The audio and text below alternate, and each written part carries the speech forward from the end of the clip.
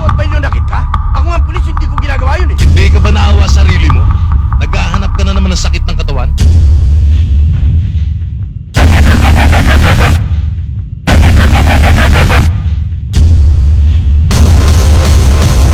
Huwag mo na balik tayo ng mga pangyayari.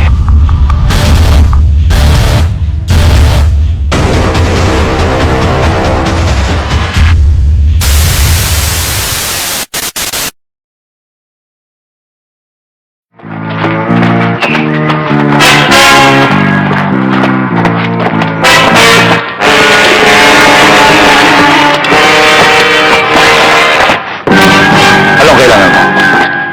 Ring. Gusto kong kilalanin mo siya. Bata ko siya. Sino ang pumatay sa kanya?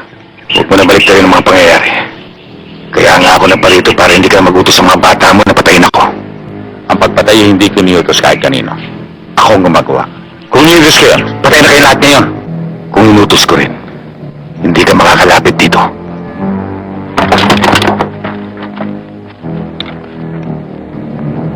Ano ba talaga gusto mo? Buwakin ang ino mo! Pador, ang minumura, yun lamang mga kakaning itik. At alam ko sa mga nagmumura, mga walang bayag. Kahit anong oras, kahit saan lugar, dala ko ang bayag ko. Ang nalala ko lamang, pagayin sa'yo, hindi mo dala. Bakit? Gusto mo bang makita? Halika sa loob. Talagang gusto mo makita? Ito, katulad ng sinabi ko. Kahit saan lugar, kahit anong oras, dala ko bayad ko. Sige, patunayan mo sa akin na marunong kang pumatay. At sa pagkakataong ito, wala tayong dapat idamay. Isa lang sa atin lalabas itong buhay. Tama, isa lang. Kaya damputin mo na yan. At may iiwan ang bangkay sa Cavite para pakapitan ko sa talaba at maging patamaga sa tao. Ikaw ang bumunot, Bador.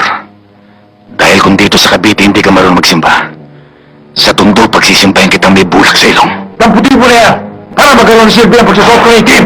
Talaga magkakaroon ng silbi. Pagkat ipagluluksa mo ang iyong kamatayan. Ikaw ang mamamatay, Crisanto. Makikiramay lamang ako. Damputin mo na yan. Ikaw na! Nang makilala mo kung gaano kapawas ang taga-Tondo. Ang pagkakilala ko sa taga-Tondo hindi marunong magkuntas. Katulad ng kapitenyo. Dinudurog mo na, hindi ba ipahamak ang kaibigan? Ibang uri ka ng kapitenyo, Bador. Kapag sinabi na nakataya, nawawala ng pagpapalaga mo sa isang kaibigan. Sige, damputin mo, Bador.